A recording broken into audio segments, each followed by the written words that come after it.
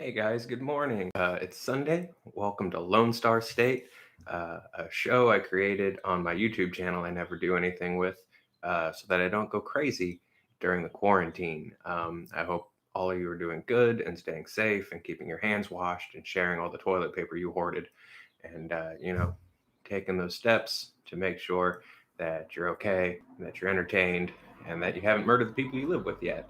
That is my hope for you guys. So yeah, that's what this show is. I created it to mainly just have a creative outlet here at home. It's not just work because it's weird doing all my work at home. Also, I really wanted to show where I could periodically stare into a camera that everyone could see that shows how rough I look because holy crap, I look rough. Yeah, it's okay. What's up, Dizzle? Hey, man. Hey, Michael. Hey, Larry. Um, hey, SA. Uh, hey, SA. Thank you guys for coming and hanging out. So this is session number 3 of the show.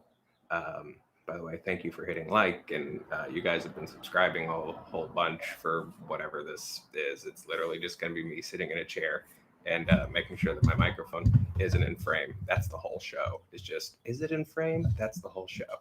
Um, so again, thanks for subscribing to this nonsense. The previous 2 episodes are up. You can see them. You can comment on them. You can you can tell me that you hate them. I was just painting Warhammer minis on those 2 episodes yesterday. I'll show you where we ended up because I finished. Yesterday I was painting my Lord Castellant, a cleric support member of the Stormcast Eternals in Warhammer Age of Sigmar, and I think he turned out pretty good. Look, I'm never going to win any awards for painting, but I'm pretty pleased with how this dude turned out. His base coat went on a little thick, so I lost some detail, especially like in the scrolls and stuff. Like I lost some of those recesses where I could get color. But you know what? For the table, I think he looks pretty good. I'm pretty happy. I'm going to call him done, except for the base. We've talked about that. So let me take a sip of water, add my medieval times cup. Hey, Christy, thanks for sharing the show and retweeting it and liking the tweets and spreading the word. I really appreciate it. And thank you for tuning in all the time and being super positive. Canadian Cat Dad, welcome back. You're welcome for making this nonsense. Thanks for watching it. It's keeping me from going insane, so that's nice. Hey, Nick. Hey, Bradley. Dizzle, how do you know if you did a sufficient job? I don't know, man. I really dislike most things I do, honestly, and I think I don't know. There comes a time where you just have to look at stuff and go, you know what? That's as good as you did, and it's okay. There are people that paint that stuff that have like these pro airbrush kits, and they're incredible. Like they'll paint little tiny galaxies on shields and stuff like that. I'm never gonna be able to do that. Well, never say never, like the pigeon said in Fievel, but probably not, right? And so I'm pretty happy with how those are turning out, considering like I don't paint. I'm not an artistic person. Yeah, Larry says hit that like button. Listen to Larry. I'm your quarantine, Bob Ross. Christy, that is so sad. Let's jump into today. I have no structure for how this show works. It's weird and janky, and let's get into it. So today, I thought it'd be a fun change of pace to build a Dungeons and Dragons city with you guys. So I think a big hurdle in getting into D&D is like figuring out where to start, which is like an ironic hurdle because every D&D book is filled with like 1,000 adventures and campaigns and cities and lore. But I think that stuff can be kind of overwhelming sometimes. I think there's almost a barrier to entry that they don't necessarily mean, but it's there. And my cats are about to dive bomb each other again. And then they're going to run into the other side of the apartment and bug my wife. And she's going to yell at the cats. And it's going to be a whole thing. Where was I? Oh, yeah. Barrier to entry. I think there's sometimes so much helpful lore in Dungeons and Dragons that it can be overwhelming. It is for me, and I like that kind of thing. I really love that kind of thing.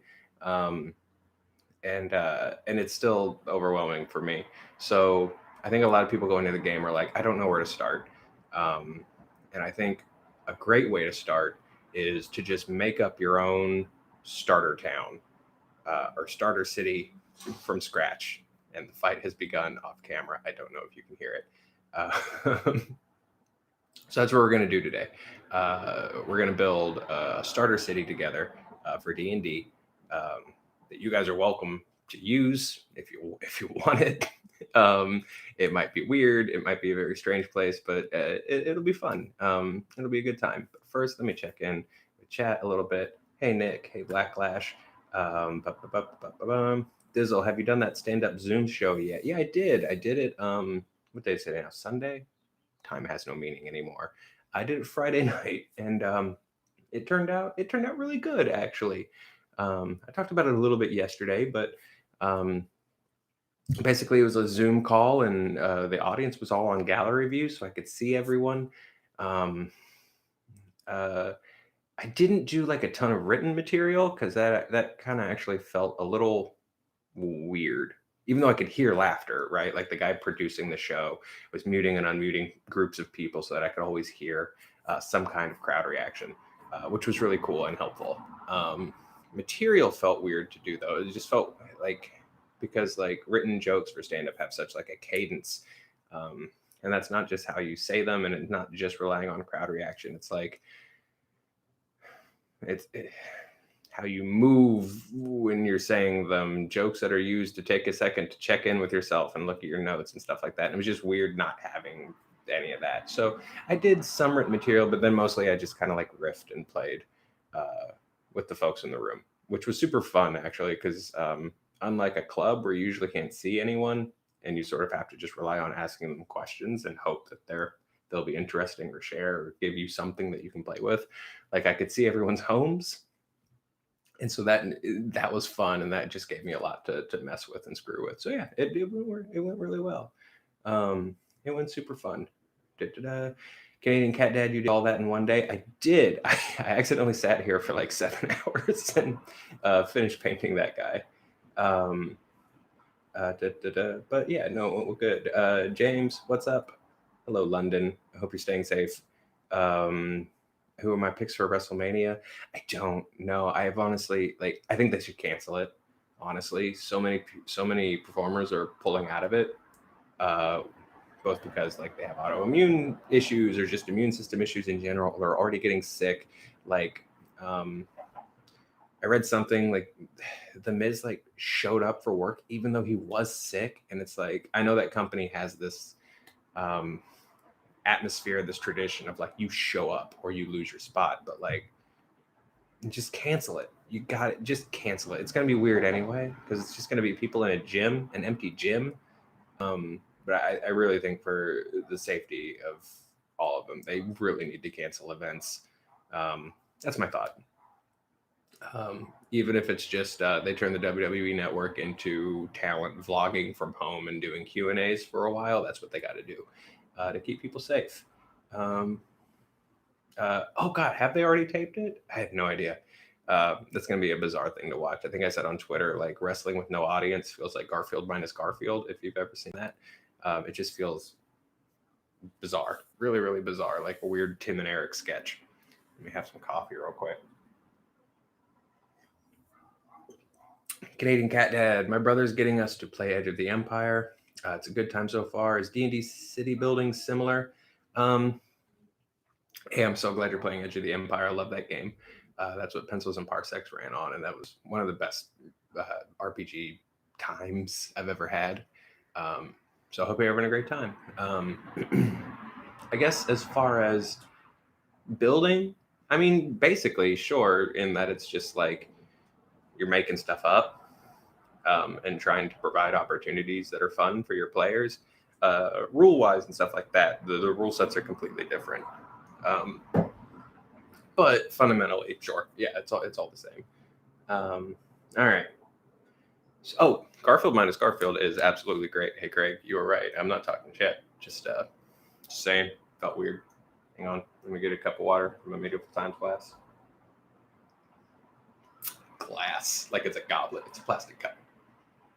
All right. So let's build a city. I have no idea how this is going to work exactly. But what I am using is, I just blanked on his name. There it is. So there's a D&D YouTuber named Matthew Koval. I really like his channel. I think he's got a lot of cool ideas and helpful stuff for new players and experienced players. It's just a really good channel in general. That being said, I don't know the dude personally, so this is my moment to put an asterisk on that and say that I hope he's not a terrible person, and I hope that I don't find out post this video that he's a serial arsonist or something like that. Sorry, there's in this world, there's always a weird fear that you're going to be like, I like that. And then the next day, someone's going to be like, they murdered someone with a plant. You're going to be like, oh, cool. Damn it.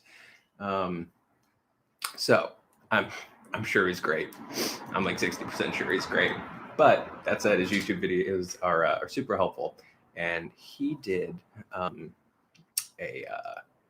literally like a Q&A, like answer these 20 questions, and you're going to have a starter city by the end of them. A place like a town for your players to be able to start in Dungeons and Dragons. And I absolutely love it. I used it for my home game that I play with my friends. And it's interesting because when I first started planning that campaign, they started off in a small town. My home game in D&D is it's kind of like a Western. It takes, sort of like Tombstone, but with magic wands instead of pistols is kind of what it is. And I created this town called Dry Chapel. And I realized I couldn't wait to get my players out of it, right?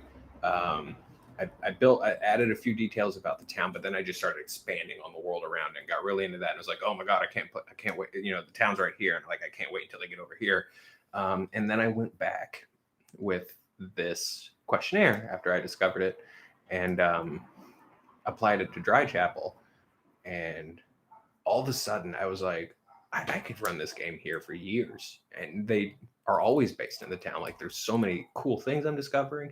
And then also answering all these specific questions about the town also really started to organically shape the world around it. So it wasn't just the town I was creating, it was like radiating out and really fleshing out this whole like world, which was really, really cool. James, we call plant murder pulling an Audrey. So yeah, let's hope that this gentleman has not pulled an Audrey. I hope he's not a terrible person is my mantra. Christy, same. And sometimes people don't disappoint you. It's nice. Plant murder sounds like a great comic book villain. Blacklash, you are right. I think there need to be more plant-based murderers in comics, just in general, honestly. What's up, Paul? Welcome to the thing. Oh, I thought you said, so Paul said, I'm making it to a live show. Welcome. Glad you made it. I'm going to work on my mausoleum while listening. Love the stream. For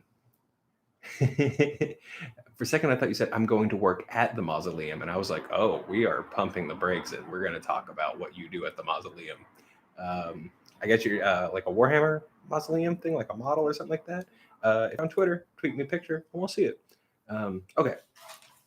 So and also I put the link to Matthew's video about this in the description of this. Again, if you're just joining, hi, welcome, thanks for subscribing. Please hit like for me. It really helps the algorithm and people see this and all that stuff. I want more people to see this video where I wore a gray shirt in front of a gray wall like an idiot. Hey. All right, let's make a city. Here's what we're going to do. We're going to drink some coffee and we're going to do like a warm up together, right? And this is for me as much as it is for you. Just to get our brains going and also just kind of like figure out how exactly I'm going to do this. Basically, I'm going to ask you guys a question, what you think, and read your opinions, and we're gonna figure stuff out. Okay, and we're gonna do our best to use everything in some way, weird shape or form. Um, hey, we're a writer's room together. Isn't this fun? Isn't this super fun? So, as our warm up, instead of jumping into creating a whole town, we're just going to create. We're just going to create a person together. So let's start with a really like basic thing about this person. Let's figure out what they do for a living, their career, their day to day, their 9 to 5. Yeah, Christy, you're absolutely right. This is absolutely just a like a weird icebreaker lesson, but I think it'll be helpful and it'll get us all in like a weird groove together. Yeah, so it'll be good. Um, Matthew Colbo, which would be very coincidental. Um, and sorry if the video gets darker. I use natural light and crystals to light my videos, and sometimes the clouds go over. Okay, they work. um, so Chrissy says, okay, they work at a mausoleum from day to day. That's awesome. Um, Mausoleum. Um, So this character, their 9 to 5 is they work at a mausoleum. I think that is great. Um, James, specifically for this, right now, we're just being vague. We're not committing yet to a genre, which I think is okay. The genre might even present itself based on what we create. Um, that's the current state of the graveyard. Natural light is so fetch, Blacklash. Thank you. It's it's cheaper than electric light, for sure. Okay, so this character's 95.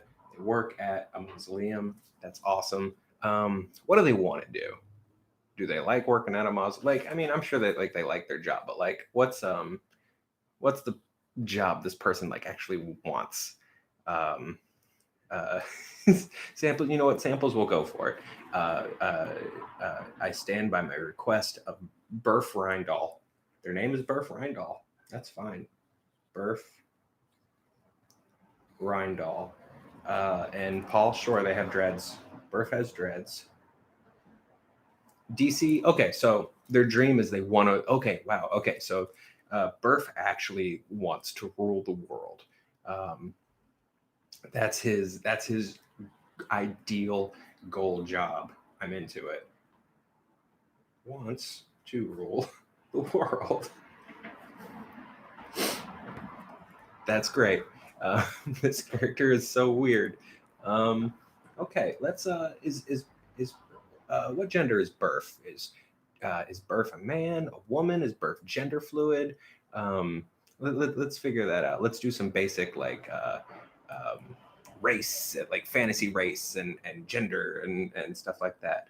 Joshua asked, "Has your wife ever joined you on a campaign?" She has. She actually plays my home campaign with me. She plays a warlock with a talking horse, um, and she's fun. She's a tiefling warlock with a talking horse. Okay, Mark says Birth is a dude, um, which you know what I think kind of makes sense for like this delusional person who works in a mausoleum by day and actually thinks that it's at some point they could rule the world.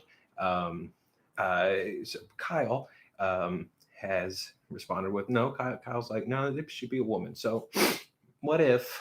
Let's see here. How do we break disputes like this?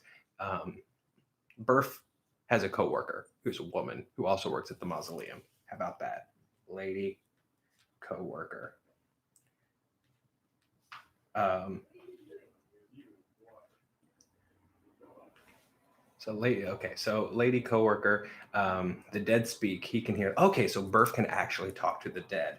That's kind of cool and creepy. So maybe he like gathers secrets from the dead that he's going to use in his eventual quest to rule the world. Um, so, uh, oh, James, that's a great idea. Does he want to rule the world in a crazy attempt to win her love? Yes, that's why we do everything, right?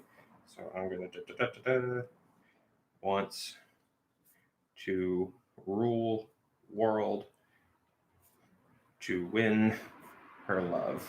Maybe she turned him down once, and she was like, maybe if you conquered the world. I date you. And he's like, oh, I'm doing it. Yeah, Bradley, I think that's good. No one believes he can talk to the dead. No one believes him. Okay. So let's assign a fantasy race to this character. Are they a man? Are they an elf, a dwarf, a minotaur, a goblin, um, uh, something we haven't seen yet? Um, let's chat about that because that's important too, and that I think that'll give us a lot of choices. DC says, "Oh, DC's going straight for Minotaur." You know what? Yeah, Burf's a Minotaur, a dreadlocked Minotaur that can talk to the dead. I'm super into this. But he works in a mausoleum. Um, he's a Minotaur. Bradley said, "Is he part orc?" How about this? His parents are orcs. He was adopted by orcs. And his lady coworker is also a Minotaur. Maybe she's the only other Minotaur in town. So for him, he's like, obviously we're supposed to be together, and she's like, no, not obvious, dude. Um, yeah, dreadlocked out Minotaur vibe. James Sterling says, "Oh, did his power turn up after the rejection? Like James, that's good. Yeah, like a magic user's defining incident. Power appeared after rejection. That's great. I love Berf. Okay, this is fantastic. Okay, yeah. So he's not earned her trust yet. I'm trying to think if there's anything else.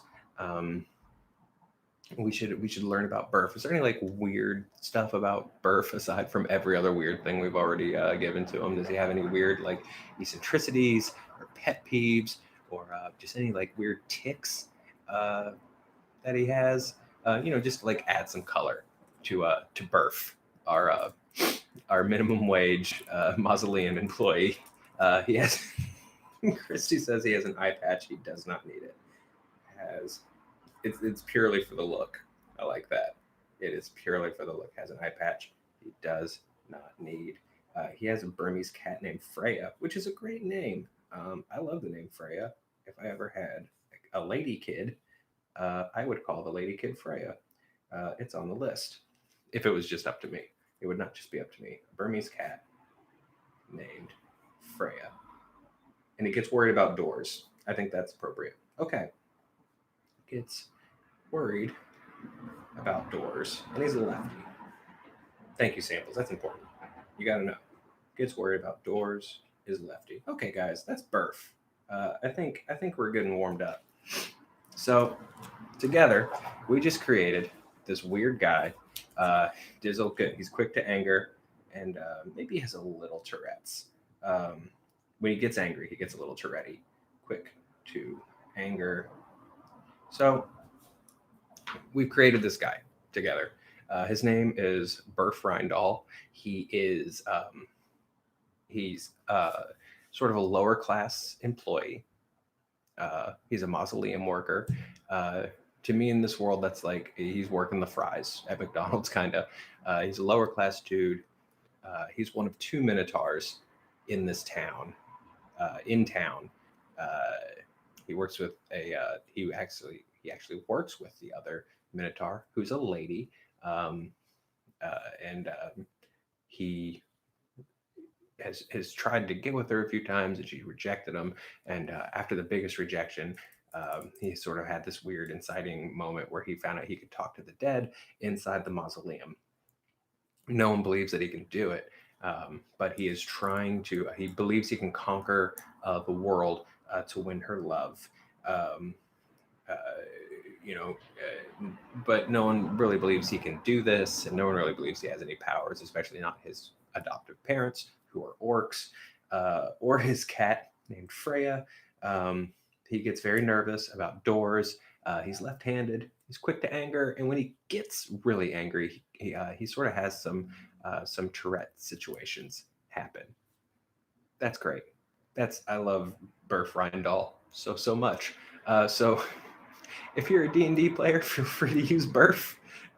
in your campaigns as an NPC, or just play Berf. Just make Berf a character. Yeah, I like Berf a lot. I want to see your Berf fan art. I want to hear your Berf stories. Share them with me on Twitter. I want to know. I want to know um, how Berf does in your worlds. Awesome, Berfriend. I like it. It's in my official D&D notebook now, so it's a big deal. I'm gonna drink some water. Good old Berf.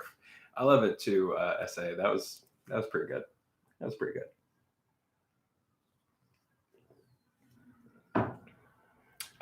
Welcome newcomers. Hi. Even if you're just hanging out and not participating in chat, I appreciate you being here. I appreciate you watching. You're welcome to say hi if you want, or if you don't, if you're just hanging back, that's cool too. Thanks for hanging out. Hope you're safe. Hope you're keeping your hands washed. All that good stuff.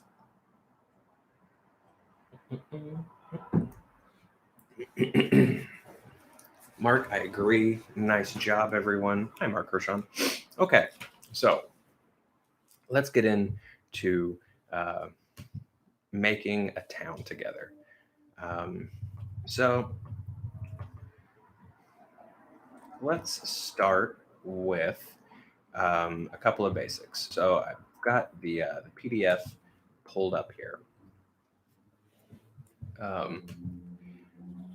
So this town, we're not going to try to like flesh out a world too much or anything like that. I really want to sort of start, like really focus on just the starter town.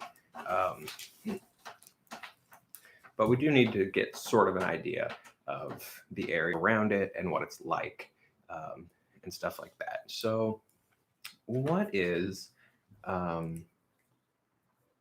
guess sort of like the weather like in this area? Is it or what's the location like? Is it like a sunny SoCal, seaside beach town? Is it a place that there's just always blizzards? Is it like a swamp? Let's start there. That I think that'll give us a really cool sort of starting base and visual for what this place is like, and that'll kick us off, I think, really, really well. So I'm going to start getting ready to take notes here. Area type. So Mark says a loch. And I never know how much emphasis to put on a loch. Is it a loch? Is it I never know how much ch to put on there. So a loch is like a sort of it's like a partially landlocked part of the sea, right? Like so I guess I kind of like that. And it's maybe kind of dreary.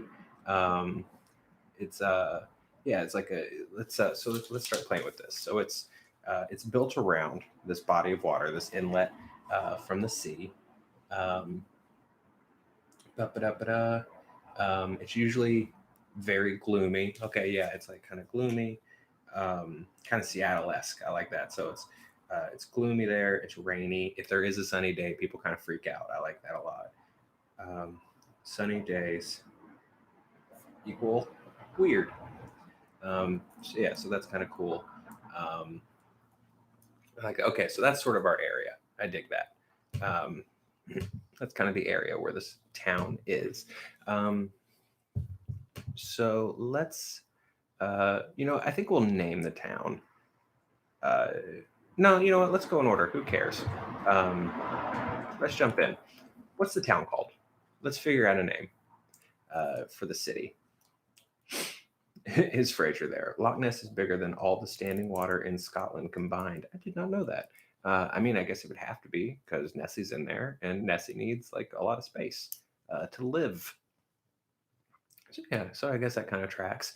Also, this loch could have a monster in it. That could be cool. But let's start with just like the name of this place. So you guys want to throw out some ideas? We will put them together. We'll figure it out. Part of a writer's room, because suddenly chat has come to a standstill. Part of a writer's room is there's really no bad ideas. Everything you throw out, I think, gets accepted and figured out and used in some way. So samples comes out with a town name idea. Vandermosgul. Ooh, that sounds sinister. Town name. Vandermosgul.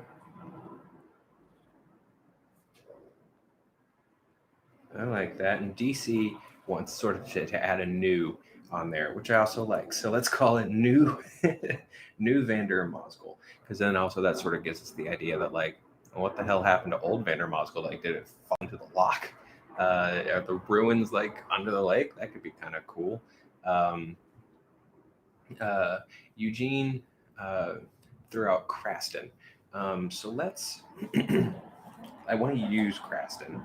So let's figure out. So this town of New Vandermosgul. Um, let's call the lock Craston. On lock Craston. I dig that. Okay, we've got a name. Well done, gang. Um, one of the most important parts of D&D is an inn, is a starting inn or a starting tavern. Like so many games start out there because it's a social place. It's where jobs get posted. It's where a lot of adventures start. It's where the Dragonlance books start. It's where uh, probably other books other than Dragonlance start, but that's the only example I can think of right now. So Kenny, no need to apologize for just now getting here. I'm glad you're here. Welcome, welcome, welcome, welcome. So we got to name, uh, we got to name this in. Um, James says the Body Flamingo, um, which I love. So I got an idea. Okay, so James says, okay, starting in is called the Body Flamingo. So here's what that name tells me about this place. It's that it's weird as shit because this town we've created is so moody and dark and weird, and it's built on ruins of a dead town, and it's raining all the time. And someone built an inn called the Body Flamingo, which I love. Which means, Christy, that it might not be called the Tap Dancing Goblin, but it is owned by a Tap Dancing Goblin. Um, every night, he comes out and he does a set. He does a tap dance set for the crowd by a Tap Dancing Goblin. So I think this place is just over the top and bawdy and ridiculous. It's like the only building that used colored paint in this entire town. Um, James says, "Yes, I love this goblin. I kind of love. We might just spend the rest of the time talking about this goblin." Um, so, next question. Aside from this tap dancing goblin, who I love, who do we meet at this inn? So, think. Let's to answer this question. Let's think about the show Cheers. Who do we meet at the inn?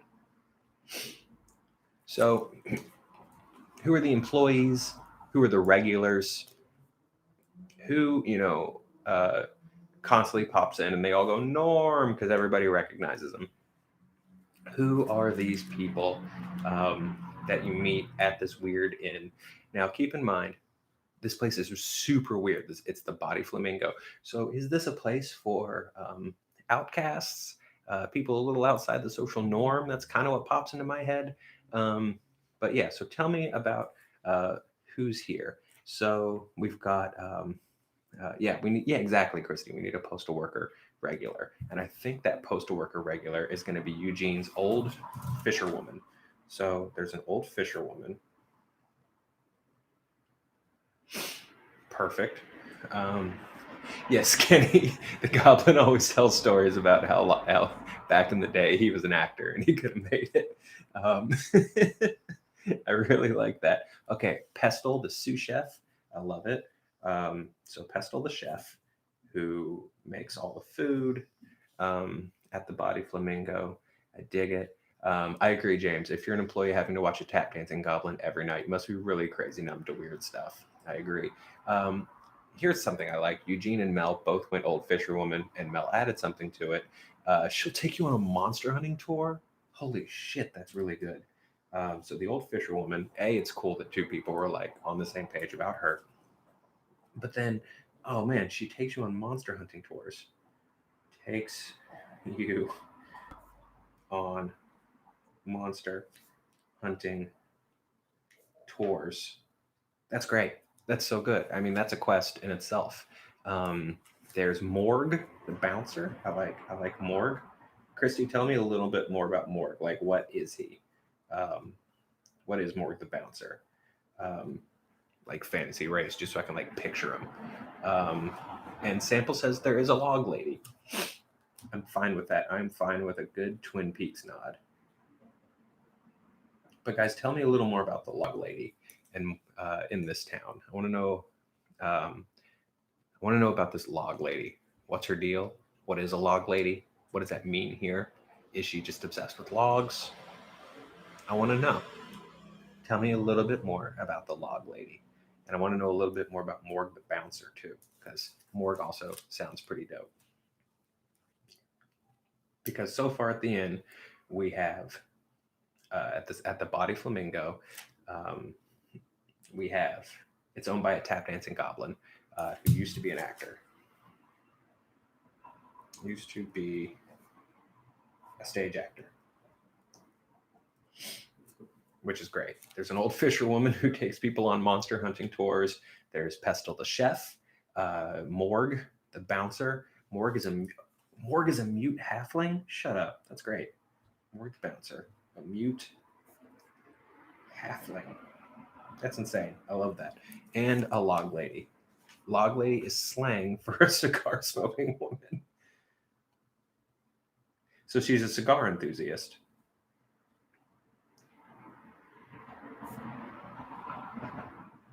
Okay, so there is this log lady, which in this town is that's slang for. Is that real or is that just something you made up for this?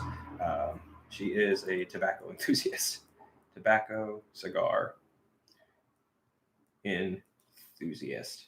Okay, that's awesome. Look, it's we've been doing this for like 10 minutes, and we already have the idea for this whole cool town and this amazing starting location for excuse me, Jesus, for a D&D adventure, the Body Flamingo, with this insane cast of characters in it. There's a ton of possibilities for an adventure here. I think this is really cool. James, you made it up. I really like that, actually. Um, there's a log lady, which means she's a cigar enthusiast. That's fantastic. So that's who we meet at the end. So let's get into a little geography of the town. What is the name of the what's the name of the main road that goes through town? Like what's the name of Main Street? But let's not call it Main Street. Let's give it a cooler name than that. What is the name of the main road in New Vandermosel on Loch Craston? I want to know about it. Dizzle says the past is prime hero. That's slightly off, but gives great advice. I love also if characters don't go into a particular section, like keep them keep them ready, because just because they don't fit here doesn't mean they're not going to fit somewhere else or something like that. It's another weird little writer's room thing. Like not every piece just fits at the immediate like little chunk of the puzzle that we're looking at, but it might fit a little later. Trout Street. No, Pimeno says it's Trout Street, and that is what it's called. Main road is Trout Street. Sure, I like that. Cool. So Trout Street. Paul says, and yes, I started Tiger King yesterday due to your recommendation. Welcome to it. It's a ride. It is it's an adventure. Okay, so it's Trout Street. So James, I like the idea of this royal thoroughfare. So on Trout Street, let's say that there is an outdoor market called the Rotho, the Royal Thoroughfare that is on Trout Street. Outdoor market called Rotho, Royal Thoroughfare. I think that's kind of cool. That's another really cool place to start an adventure, or shop for supplies, or begin a quest, or I think that could be really, really fun. So we know the main town. What's Okay, so I'm going to skip that one because we already have the name of our lake. They asked what a local river is, but we're on a lake. It's called Loch Craston. What's the local forest called? What's this forest called? Because there's got to be woods. It's a fantasy thing. There have to be woods. Uh, you know, near the fantasy village. There just have to be. It's probably rainy there and screwed up. Sample says Dale the street vendor shop is called Fish and Stuff. But what is the and stuff? Mm. Glimwood Forest, the forest of forever. Mark and Joe have come together to name the local forest. It is called Glimwood, comma, the forest of forever. So, what's in a name, right? We threw out this weird name, Glimwood, the forest of forever. Why is it called that though? Like that's the cool thing. Is there is there a wandering curse in the forest? Do people get petrified there? Is that a regular thing that happens? Do people get turned into weird statues? No one knows why, but it's or does that not actually happen? But it's just urban folklore. And the reality is maybe there's like a coven of like witches or something like that that live there, and for to protect themselves, every now and then they'll petrify somebody to kind of keep people away. Um, I love that kind of thing. That's why I love naming stuff. I love just sort of like group building stuff like this. Um, let's get into government. Let's talk government. You guys want to talk about politics? Politics are fun, and I'm realizing there's a lot of questions. So we're actually going to make this video a two-parter. I think we're going to get back into New Van Deer Mosgul because I'm going to go here in about probably 15 minutes. But let's keep working because I feel like we're humming along, you guys. So who who rules this area? What's the system of government for New Vander Mosgul? And I'm going to start a new page.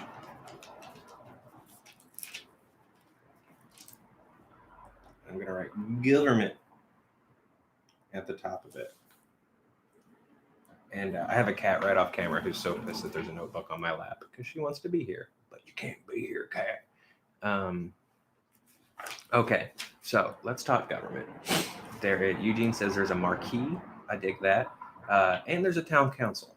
I think we should have both. So there's a marquee. He's sort of the figurehead. There's a town council, and I like having both because maybe there's some conflict there. There's some struggle. There's some stuff going on. The town council is not elected; they are appointed. That's kind of cool. I'm digging that. DC, thank you so much for watching. Be safe. The Buttercrump Mercantiles. Canadian Cat Dad says, I don't know what that is, but it's going on the list. Okay, so check this out. The Buttercrump Mercantiles. So let's say there's a marquee, there's a town council, but then there's also this like merchants guild. Like, so all the richest merchants in the area, they formed a group called the Buttercrump Mercantiles, and everyone is sort of like they're sort of struggling for control of the city with the town council. Maybe they own a bunch of council members, maybe they own the marquee, but there's some interesting struggle there, and some dance for like foul play and weird government intrigue. So that's kind of cool. I dig that. Let's talk a little bit about the culture of the town. And I think we'll end with the culture of the town. So, the way we're going to get into talking about the culture of the town is we're going to start with a little section I like to call How Racist is the Town? So, here's how the questionnaire sort of breaks it down. It starts with How does the town feel about elves? Just the general, obviously every person in a town is different, but even we can like go and look at our hometowns and we can go, oh, well, probably the general feeling on X, Y, or Z in my town is very good, or it's very bad, or it's very like, oh, I'm glad I got out of there. So Christy says they're mistrustful of elves. I think that is fine. Mistrustful of elves, which tells us a few things. It tells us that there probably aren't a lot of elves in town. It tells us that in the larger picture of this world, there are probably some issues with the elves. Maybe they're in charge in a lot of places, and maybe they're not, like the best rulers. So they're mistrustful of elves. I dig this. They sort of blame elves for local problems. So they blame elves, for example, for the forest. Blame elves for the forest. And Mark, I dig that. They like wood elves, but not the rest. And I like that because, I don't know, racism's stupid. Um, like, oh, well, we're okay with the wood elves. There's no logic or rhyme or reason. That's kind of interesting. Okay, so what about dwarves? Um, dwarves are a weird fantasy race at this point because, I don't know, there are also real dwarves in the world. So sometimes I still think it's weird that we've clung to Tolkien dwarves in current fantasy. Um, but let's go for it. Let's let's go see. Let's see how they feel about the dwarves. With a dreary landscape, Eugene says races that generally live underground should be more comfortable with living in this town. I agree with that.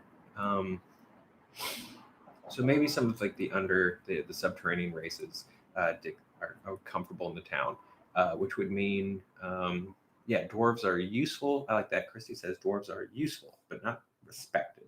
So they're kind of a lower caste, not respected. They're like a lower caste symbol, like the Minotaurs, because I'm kind of assuming that Berf lives in this town. So that idea tells us there is kind of a caste system in this place. There's a very solid, rigid class system in place. The dwarves, weirdly, Bradley says, make up a lot of the fish trade. I like that. We don't often see dwarf fishermen, which means the fisher lady's a dwarf. That's great. That is great. So if dwarves are useful but not respected, which means they're like a lower caste. They're lower in the caste system. Um, let's talk about this, and then we'll wrap up here for today, and we'll pick this up next week. Who who's at the top of the caste system? Is it humans? Is it gnomes? Is it orcs? Who would be at the top of the caste system? Who probably makes up the most of the town council, the marquee, that kind of thing? Canadian Cat Dad suggested there's an underground barter system. The underclass is literally not allowed to participate in the former. That's kind of cool. I'm writing that down. Um, uh, so at the top of the class system, we have Dragonborn, Tieflings. That's interesting because usually Tieflings are hated and feared and mistrusted. Um, and Halflings are sort of the three up top. And then Pixies and Mer people. Interesting. Maybe the Mer people live in the lock. Okay, I kind of dig this. There's like this weird. I don't. This cast is like looking at it, you're like, okay, but why? And so I think the whys are going to be really interesting with all these ideas, and that's part of the reason why I love doing stuff like this. So guys, that's awesome. Thank you guys for watching and hanging out and doing this with me today. This is the beginning of New Vandermosgel, this town that we are creating together, so that you or anyone that watches this video can have a really interesting starting point for a D&D adventure. We got a lot more information to figure out about this town. We'll figure it out next week. Thank you guys so much for watching. I really appreciate it. Be safe out there. Be happy, be secure. I hope you're all doing well. And if you're not, please, talk about it. This is a weird ass time. And if you need help, whether it's just someone to talk to or you literally need help, like you're running out of supplies or whatever, there's someone around to talk to you. So, on Twitter or whatever, make sure you do it. Just make sure you do your best to do it. Take care out there, and see you guys next time. Bye.